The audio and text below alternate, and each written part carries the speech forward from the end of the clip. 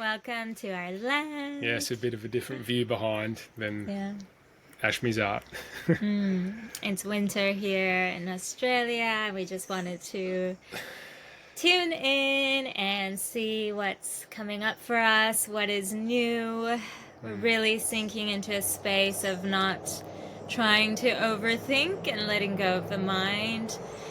Not trying to plan, not feeling like we need to be any certain way except for how we feel in this moment. And it's a scary space because the mind is so used to thinking and planning and controlling, and it's almost like, well, if my mind isn't really engaged, it is, but if it's not thinking and planning in the same way we're used to, what if I'm not safe in this moment? What if I mess up? But I think the truth is when we are just sharing our true frequency and our hearts, and we allow whatever wants to move through to come through in the moment, that's the purest energy we can share. You think?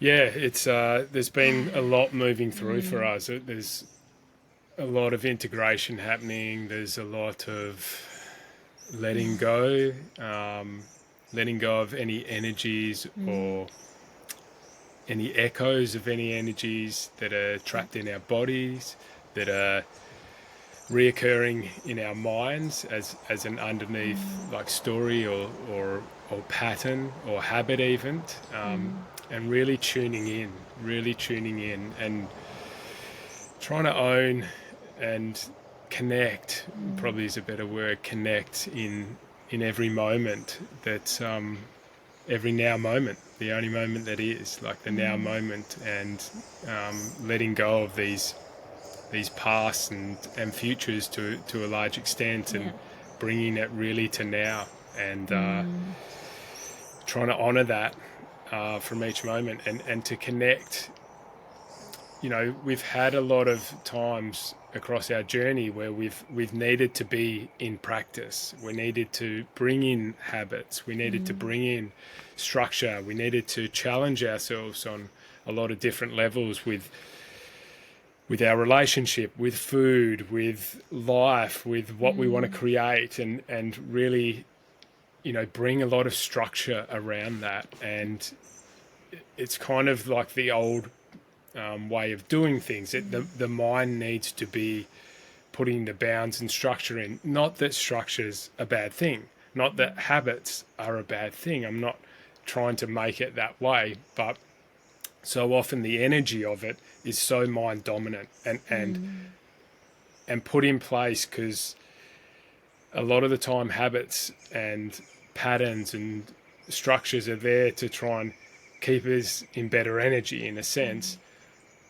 But we're really trying to tune in and listen to the heart of our beings and follow that intuition. And sometimes that intuition says, do this practice, follow this habit, do this now, walk in nature, do some yoga, meditate, eat this food, do a cleanse, you know, whatever it is. So it's not putting that these are bad, but it's really, really about tuning in, and really, really about honoring and following that energy, because that's the energy for me of flow and synchronicity and connecting with my higher selves and channeling these greater wisdoms. And so much of this stuff we get to know on an intellectual level first, or we know in snippets of embodiment, like feeling this, experiencing this. But to bring it in as a constant where we are really fully connected to ourselves, connected to the moment, in full trust, in full flow. You know, you've really got to dive into the depth of that. And it's really about honoring your connection to yourself, your connection to the divine, and and being in unison with that energy. And so much of the words of this can be in a loop of, and we hear these things and we go, I know that, I know that. But there's a real depth of knowing that exists without the mind, and without the mind is such an important part of the journey because that's been the front runner. So we need that reminder, we need that reflection, we need these structures to a point, but there is another part of the journey where we need to start letting go of that, and we need to really start embodying and dropping into that surrender and that trust, and knowing what that feels like, not just by outer structures and reflections and practices we put in place, but as part of our conscious embodiment and our conscious connection to ourselves and the divine and source and God, however you feel comfortable with it. I think when we're in pure alignment with our soul and our intuition, we will feel those nudges and be guided to do the practices or whatever the experiences, the behaviors that serve the soul. It's more so now we're letting go of the discipline or structure from the mind of I need to exercise X times a week, or I need to meditate 30 minutes every morning or else I feel bad about myself. Like that kind of thing is still from this kind of heavier density of I need to do this or else I'm not honoring myself, when we're now being nudged to really tune in and honor what we need in every moment, not what your mind thinks you need or not what you're addicted to, like scrolling the phone. Or we still do this and we're still learning, but when you really tune in, you might feel like instead of meditating for 30 minutes as usual, you might instead feel like, oh, I want to go for a walk outside, and that's your meditative practice for the day. It opens up to more synchronicity and flow. And what I'm really proud of is actually we're both very disciplined, analytical people, like our backgrounds, and even how much you've shifted with, just a month or so ago, you were on this really strict exercise and food. You can talk about that if you want, but this schedule. And maybe share if you want, like how you listen to your body and what you're learning now. But same with me, like I use my mind to push myself towards my goals and dreams, and it worked to an extent. It's like it has served me until now, but it can only take me so far. And I feel like if we keep only relying on that, you're just stuck in the same loop of getting to a point of achieving, but still feeling unfulfilled or still feeling a little drained. And the new way of being we're being called into, I think, is really tuning into your body's wisdom, the consciousness of your body, your intuition, your heart. Because I feel like when you do listen and follow that nudge in every moment, that is the path of your highest expansion. You are on your highest expansion, but it's the smoothest path. Yeah, the higher timeline. Yeah, it feels like that. Yeah, you can call that in. And I think, that's the power to create our reality, isn't it? But you want to share some of your side of this? I'm happy to share. I mean, where do I begin? The first thing I want to just reflect on, just why it's coming to me, is that, it's really like there's so much. It was really reflected well to us today by something else that we just did to, someone else's course that we just did. But we've been really reflecting this within ourselves, but with different words. But you really are trying to. And I know we've used it a lot. It's about, for us, like the bliss is when we come to our hearts, when we're fully embodied in the moment, and we're just at peace. We're not seeking anything outside of us. We're not trying to, pull anything in or push anything away. We're just at peace in our beings in the moment, and we're not chasing anything.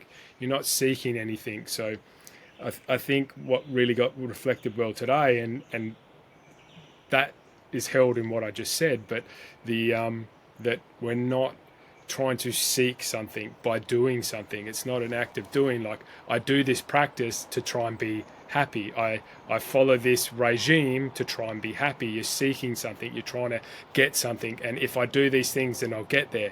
But then no amount of doing is going to get you there. It's a state of being, and it's a connected state of being. And it doesn't take away the practice. Like, sure, the practice can be there to help you and to divine this wisdom and connection within you. But then it's not the practice, it's about you, and it's about that connection to self, and that can be there in all moments with everything that we do.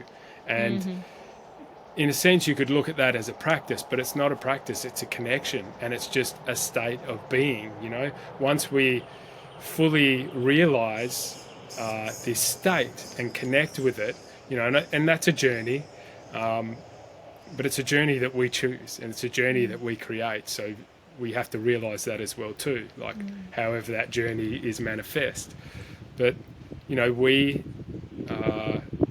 create this, and we have to be the ones that create the state of being with us and create this connection above all else. And practice is there as a reflection for our consciousness, to divine our consciousness and to divine that connection within us. So, but sometimes, you know, the divining of consciousness and that connection isn't going to tell you to do that practice, or isn't going to show you in that moment. It could be like anything. It could be sitting, it could be swimming, it could be running, it could be journaling, it could be playing with your kids, it could be eating some food, it could be anything, but it's just following the truth of that.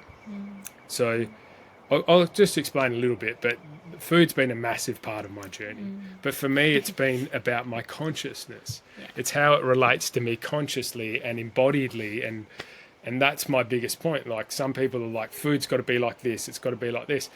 And as much as I was about the consciousness of food, I think there was still, from the outer reflections, there was still some rigidity around that. You know, I've done long juice fasts, I've done water fasts, I've done fruit, like I ate fruit for 4 months last year, and this year I decided to do fruit for 3 months. Fruit only, nothing else. Like, and when I say fruit, it had been literally banana smoothie bowls, mango smoothie bowls, berry bowls, just normal fruit, grapes, mangoes, all that kind of stuff, and lots and lots of fruit, like 4 or 5 kilos of fruit a day. And the other part of that, I was doing a gym routine, which was one I did, you know, 12 or 13 years ago, and I got quite big and strong, and I just wanted to see what would happen from where I was at now, which is a big food journey across many different experiences, to doing that to see what would happen to my body. But I was doing that from a place of my mind. Like, I went and got body scans to see where my muscle and fat percentages were. I went and got blood tests at the beginning, and I was going to fully test it. But then during the journey, I got sick. I hurt my back. I got sick, and then I came back from that still determined to do it. But then I listened a bit, and I've adapted my routine where it's more intuitive, and I only work out basically with this routine if I feel like it. So you might only do one workout a week, which sounds funny, but that's what it is. So I think there's further to go into that intuitively for me. But then I've also recently in the last week, I decided to stop eating fruit after doing it for 2 months. Only fruit, yeah.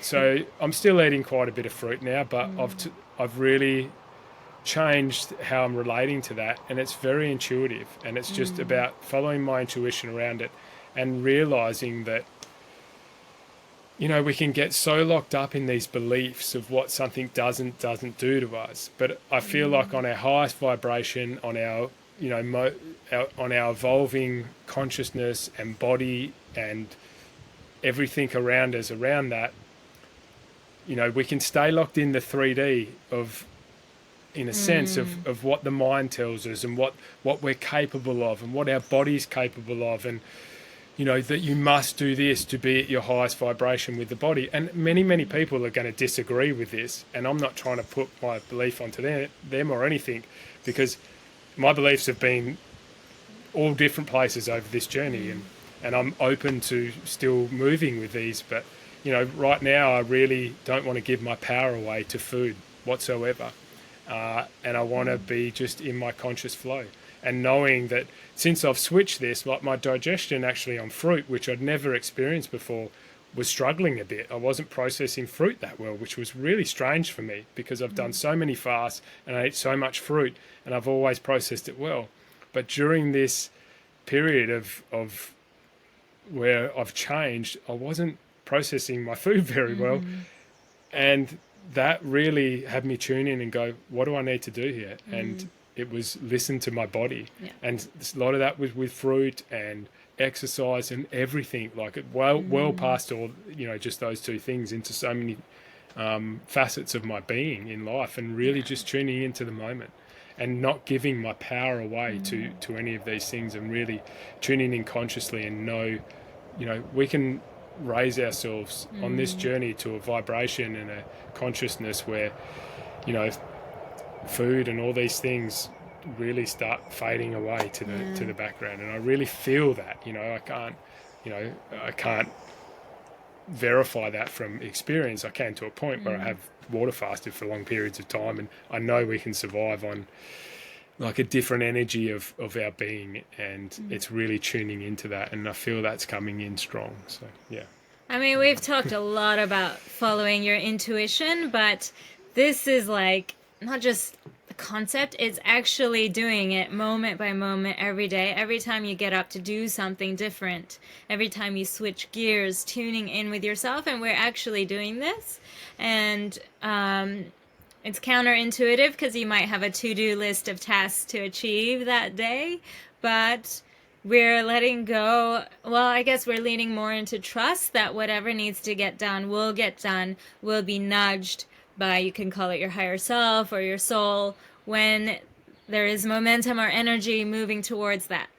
For example, I mean, it's not, I guess you might think nothing will get done, but actually if you are tuning in, you're nourishing yourself the way you need, you're filling your cup, and then you move and take inspired action. And like for me, I have a whole list. We're planning a wedding, I'm writing a book proposal for a new book, and I knew I have to do this book proposal. I'm choosing to, right? And I need to send the editor the next version within a week or two. Yeah, you guys might be the first to hear about this. First you've spoken publicly about I guess, yeah. But if this goes out. But the old me would be like, oh my gosh, okay, I need to work on it like 2 hours a day. I need to do it. Even if I don't feel motivated, I'm going to sit in front of the computer and do it. And now I'm like, honestly, it's not even me trying to do this, but now I'm like, I don't feel like it right now. I'm not going to do it. It's not moving me. So I just let it go. But I also, at the same time, I say, I trust that it will come through when it needs to come through this week. I'm asking my higher self also to, like, I need to get it done this week. Just nudge me when it's time. And I go about doing everything else, following my intuition. I try to. And one day I felt this nudge of like, oh, I need to write that. Okay. And I opened the book proposal. I got it all out within 2 hours or 1 hour, something that usually if I struggled and I wasn't in the flow, it would have taken me like 1 hour or 2 of struggle every single day. I just got it done in 2 hours tops. And this is the deeper surrender and trust we're being called into.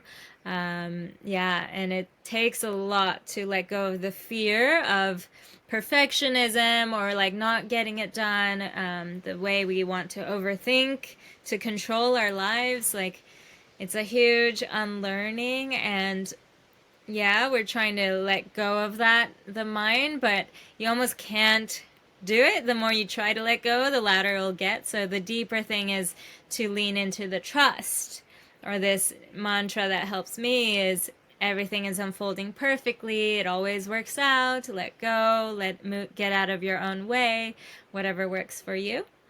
But it is a almost like hourly practice we're finding ourselves get into. And even you with like, you need to chop wood for our firewood because it's cold in the cabin. The simplest task, And then you're actually tuning in, okay, how much should I chop wood today? Like, should I chop 2 weeks worth or just a little bit, and listening to your intuition and checking in. And sometimes it will change. It might be like, oh, only chop a little bit. But then once you're in the flow, feeling good, you might feel like, okay, I can chop a bit more. So you can course correct and fine tune, but it is this living more in the present and in synchronicity and flow with yourself. and it feels a bit more easeful. Yeah. Yeah.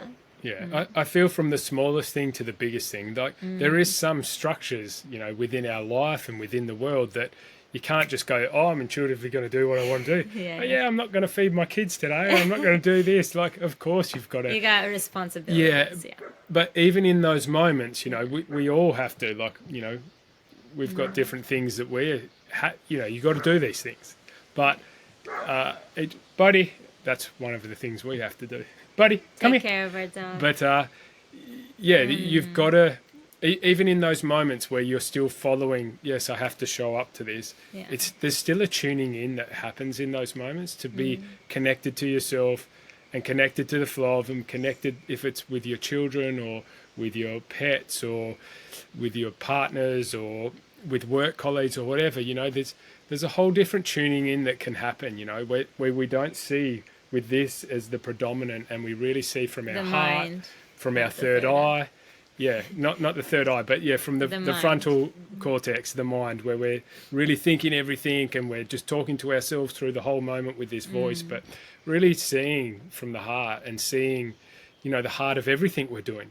Yeah. Even in relation to chopping wood, like seeing the wood and the tools you're using and being consciously connected to them, however that might look, whether it's a conversation, whether it's just an energy thing, a presence, of thank you for the wood, a gratitude or connection to source or whatever. In all moments, we can really change how we feel in those moments, and there's different ways we can do that, and we all need to find what connects us most with the moment. It can just be taking deep breaths before we do certain things, or taking one deep breath, and between phone calls or whatever it might be, just to ground ourselves in and connect with ourselves. Yeah, and like Ashmi was saying, that what she's doing is, with some things that you do, they're something that you're trying to show up for, or you have time to do, and it's kind of like, if we push them with the mind, then it becomes more of this laborious thing, and you can be pushing or pulling or fighting your way through it, or then pushing that onto others because it's not flowing. And some of those things that in life where you can flow around them more, because they're not, I must do this right now, then it can be more like, okay, I'll go with the flow of this, and then as my energy opens to it, then, or my frequency comes up to meet it, then you can meet it rather than forcing it with your mind. Or there could be times where, like, okay, I really want to do this, but you might have this where you can use a conscious practice. If I get into some flow writing, it for you might be something, and just writing for myself about whatever, that might then translate over. So to help bring about a flow state. So it's not against, like what we were saying before with practice, but yeah, there's different ways of, like, just tuning in and just finding that connection and flow. But yeah, it's funny because some of what we say sounds I was just about conflicting, to say, a bit conflicting, where we're saying don't do this, but it's still tuning in. It's intuitive tuning in, and that's what's the most powerful, tuning in and connecting. And getting rid of the rigidity of it. Like, this lack base, I need to do this or else. That's the energy we want to get rid of. Yeah, or not be so dominant, or where we're not judging ourselves and these kind of things. There's can feel like there's a lot to it, but I think the truth of the energy we're embodying is very, very simple and pure and at ease. And it's funny, like, all it is getting out of our way. It's so simple, but that's why it's so hard sometimes. Yeah, because we're conditioned, and we've got lives and lives of this conditioning and being and identifying and with different things we were meant to be in these lives, but now it's just about embodying love and embodying ourselves and just being connected to the peace and bliss of our love and being in this moment. And from there, magic and creation can happen, not seeking and trying to do something to be something, but just allowing yourselves to be and to feel fully connected and trust and at ease and peace, and just the expansion of what comes from that, the magic of that in the moment. Yes. And speaking of tuning in the moment and being more present, We both have been starting this kind of journaling practice of like just writing down our thoughts. It might be just a word or a sentence, but just writing it down and without needing to overanalyze it or, overthink it. Actually, my friend Crystal, the energetic alchemist, some of you might know, shared this with me, and I was like, oh, that's exactly what I need, because sometimes when I get a little glimmer of inspiration or insight, I try to analyze it and write down the full post. Like often it ends up as a post that I share with you guys, but it's me, my brain, trying to hold on to it and pull it into words when it's not fully. It's an energy I need to integrate and feel first. So a good practice is, instead of trying to pin it down into words before, like prematurely, just write down a word or a sentence. It's just a concept, something that comes to you like a aha. You might not even fully understand it.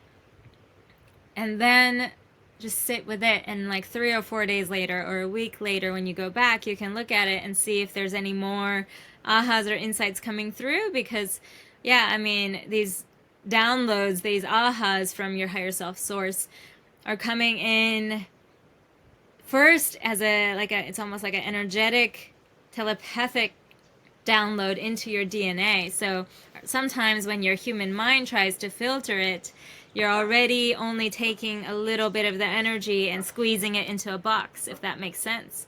And instead of doing that, you let it soak in, like just soak in the energy, and your life experience, your daily experiences might help solidify that experience. And then when it's ready to be looked at, you might have more ideas to write about later.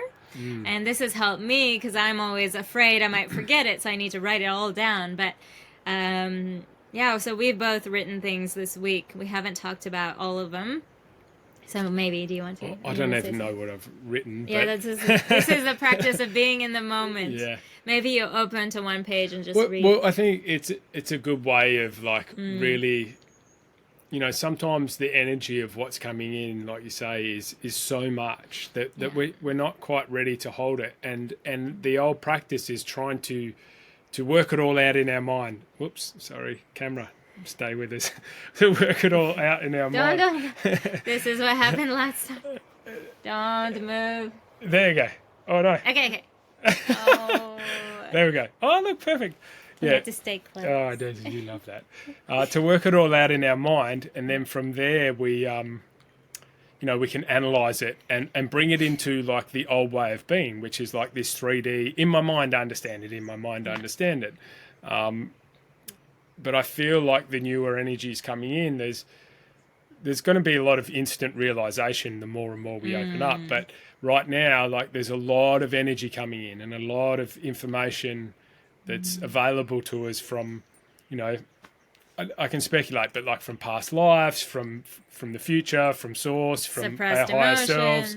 Yeah, stuff within us, stuff without, the collective. There's a lot of, there's an abundance of information available to us, and a lot comes in as we open up, and it can be a lot to hold in the moment. And sometimes if we try to understand it with the mind, with this thinking mind, it's too much. But there is a process right now of doing that as part of our journey, to communicate it to ourselves, and then fully imbibe it to make it embodied. Hey, bud.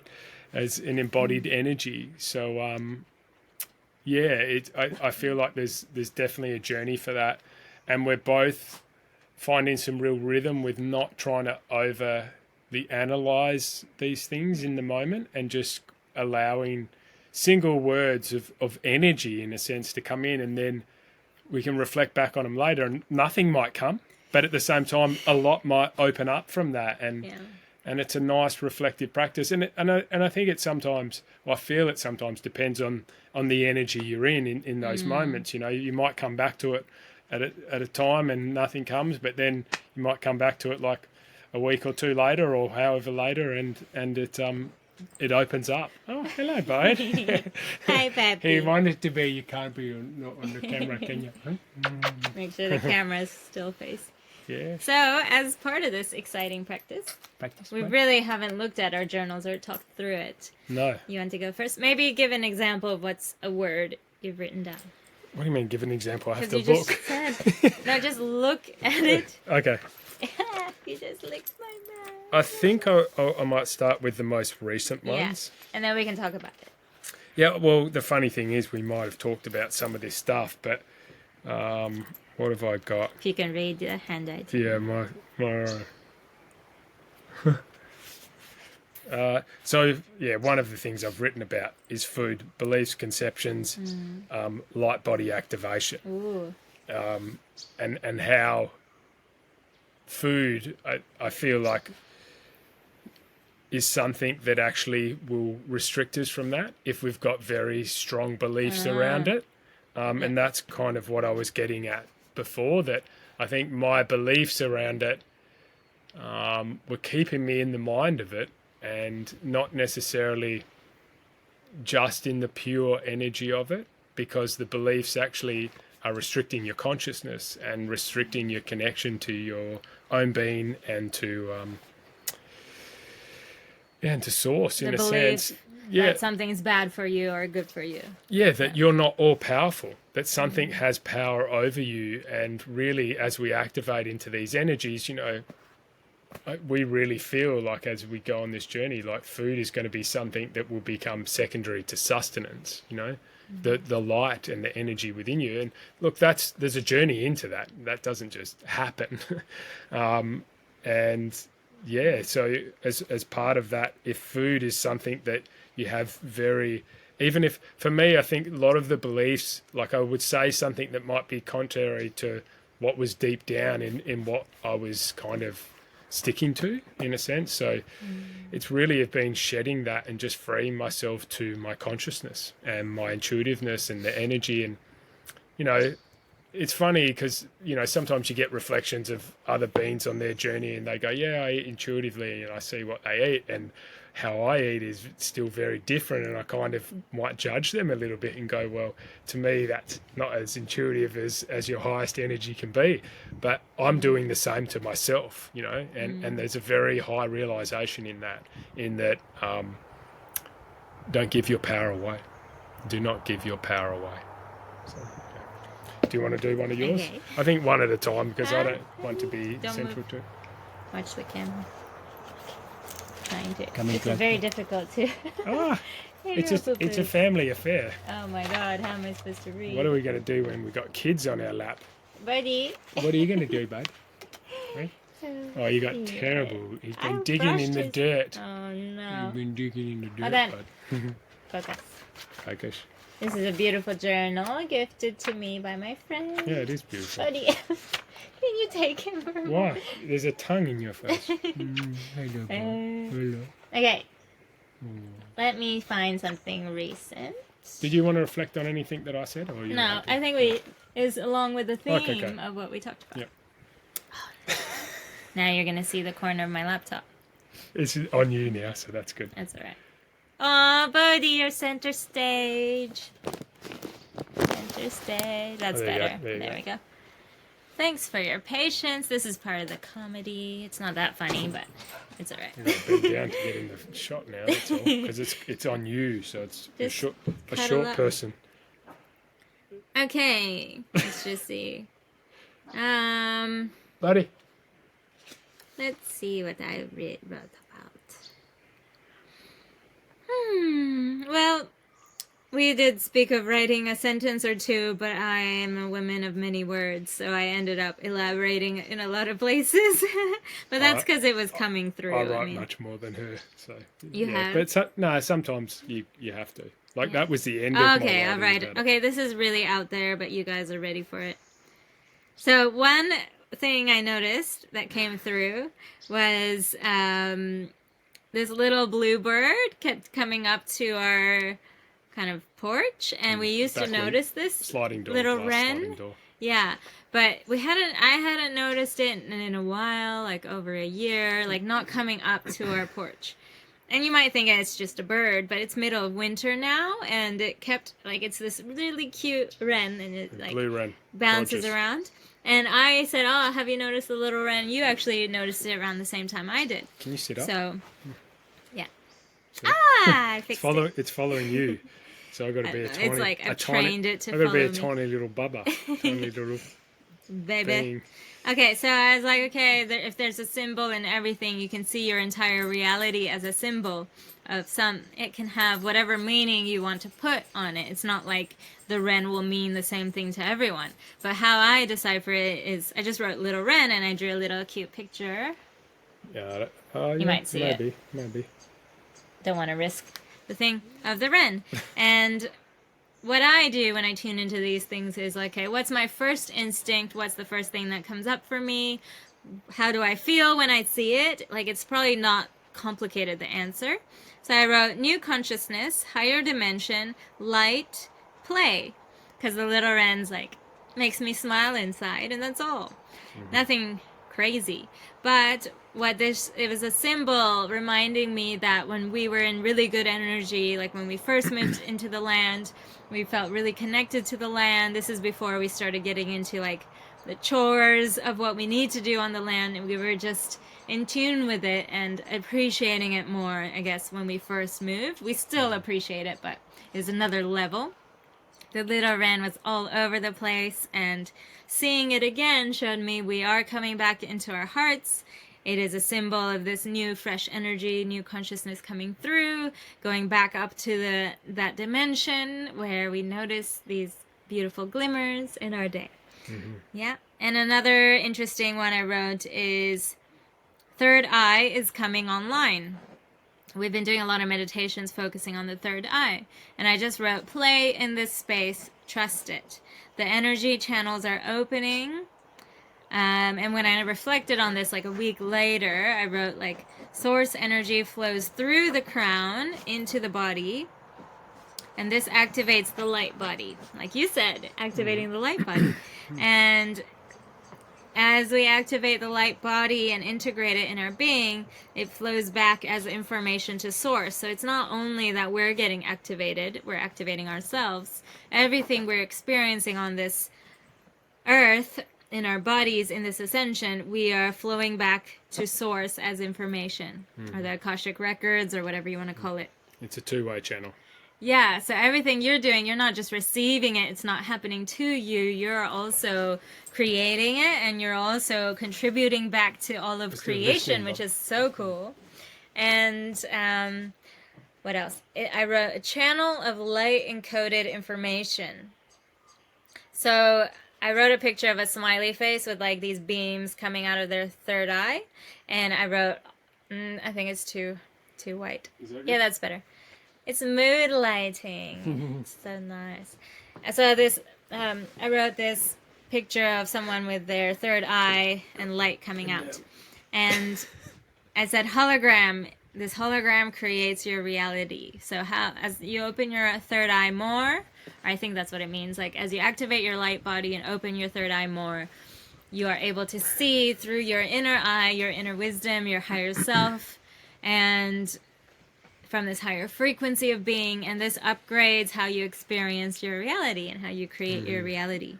Yeah, the third eye animates the world around you. So colors, nature becomes more vibrant, and you birth the new earth through your activation of this light body.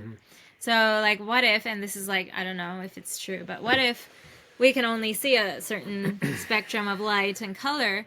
What if the world around us is actually more vibrant than what our eyes can see? And the more we activate our third eye, your body, even your eyes are changing, our whole DNA is changing. You're going to start noticing more vibrant colors, right? So maybe it is that the earth is also upgrading. Yes, it is in a higher frequency. Yeah. But if you are connected to everything, you are one with everything. Your consciousness is animating the world around you. As you upgrade yourself, the world upgrades, and you notice a more vibrant, beautiful earth. Yep. And this is how we birth the new earth, the higher frequency, through ourselves. All of that came through just writing down a few words and reflecting. Yeah, it's interesting with that because, like, for me, it's like, okay, I've done meditations in the past, and it feels like those meditations have really harmonized my being and activated me. And from doing them, the world is like, because I'm seeing the world. When I first was doing this, it's like over 20 years ago. I'm seeing the world through my third eye, not conscious of that even in that time as a word. And everything's brighter and everything, because we're more connected. We're connected to ourselves. We're connected to source. We're without even knowing it to sometimes. And from that, everything's brighter. Everything's more colorful. We're more connected. What if there's, as we drop into that space, like everything becomes a meditation as you activate your pineal, as you open your crown, as you connect all these channels, as you create this presence and connectedness to the moment. So then the true depth of that capacity really starts to open up. I think we have glimmers of it, as Ashmi's, as what we're talking about here. You have glimmers of it across your journey, but this becomes a fully embodied experience of this. And just leaning back to some of the stuff I was saying before, one of the challenges in the journey is getting your mind out of the way, getting these beliefs of what we have held for so long out of the way. Doesn't matter how far back they date or when they're from. Like, this is a whole nother experience to the capacity of being and what we activate and how we embody and experience life on this earth. For me, past how it's been experienced before, I really think we're going to a whole nother level of awakened experience for all of us, an awakened connection and a divinity of life on earth. So I really feel like getting out of our own way, particularly with the mind, because we've been so cultured into using this left brain, but that's what's actually the thing that's actually keeping us trapped. So it's that's the challenge in part of the journey. So letting go of that. Buddy, come. There's a cow. Come on. Becky! Cows. Is This that is- our cue? Can you? I don't know. I wouldn't mind doing another couple of glimmers. Can you? Okay. Yeah. Yay! Move. Yeah, because I feel like I'm sitting down and in the corner. I need to get it on me, I want the camera on me because otherwise it's quite. I've got to sit. Yeah. Okay. Oh, no. Now. Aha! There you go. Better. Oh wow! It does follow your hand. Yeah, I know. Don't move. You finally got Okay, it in a you better do a position. glimmer. Okay. Take two. Buddy, come on.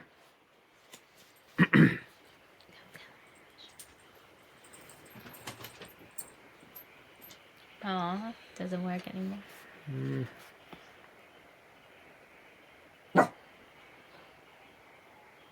Buddy, come on. Up, up. Yay, good boy.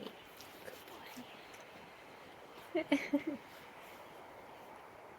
Pick Yeah. any.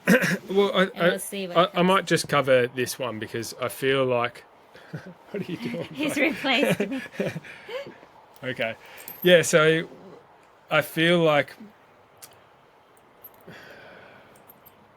these energies have always been available. That's the truth. But I feel like now collectively there's more beings activating. Still as a percentage, I think it's a lot less in a sense, and there's different levels of awareness coming in, and the collective consciousness is activating in its own way over many things, whether it's outer reflections or real inner connection and connection to a to source or something divine or a higher consciousness or God or whatever sits well with you as an explanation. But yeah, so I feel like these energies that are coming in that we're opening up to, something that Ashmi said, like we have to play with these energies. We have to come back to the inner child and this connection within us and really open to them and explore them in different ways and just be playful. It doesn't matter what happens. Use your imagination, use your creative capacity.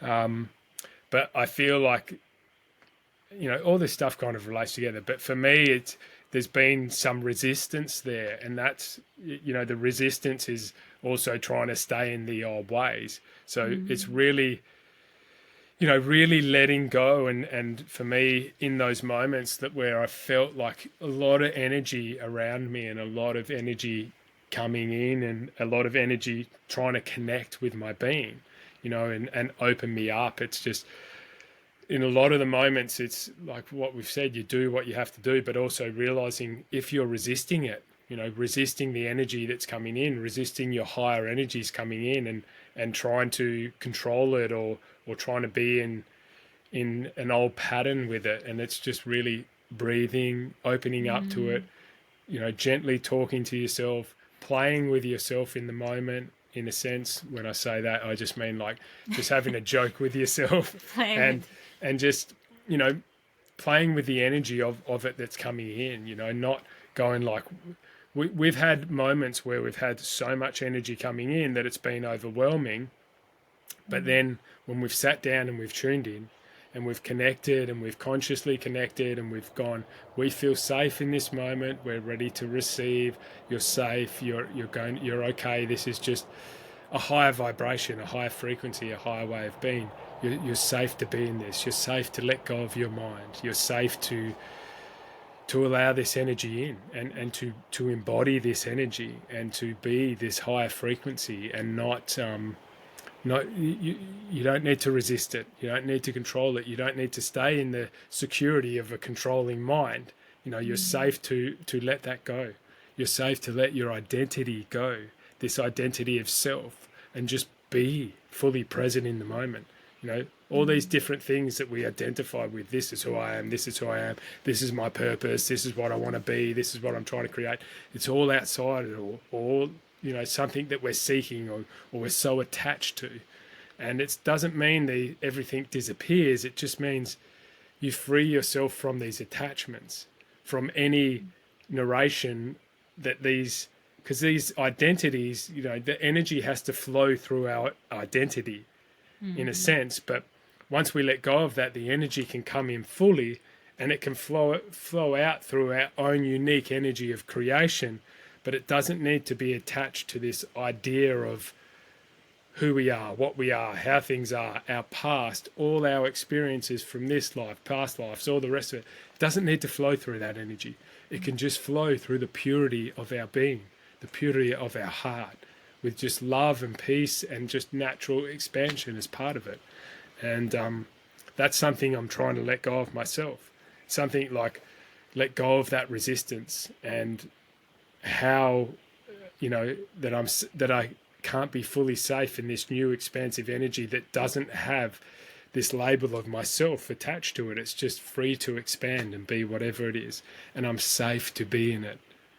I'm safe to be in it. And it's not about the expansion and creation after that. It's just safe to be in this loving energy, in this channeled beautiful energy that's coming in direct from source, direct from our higher self.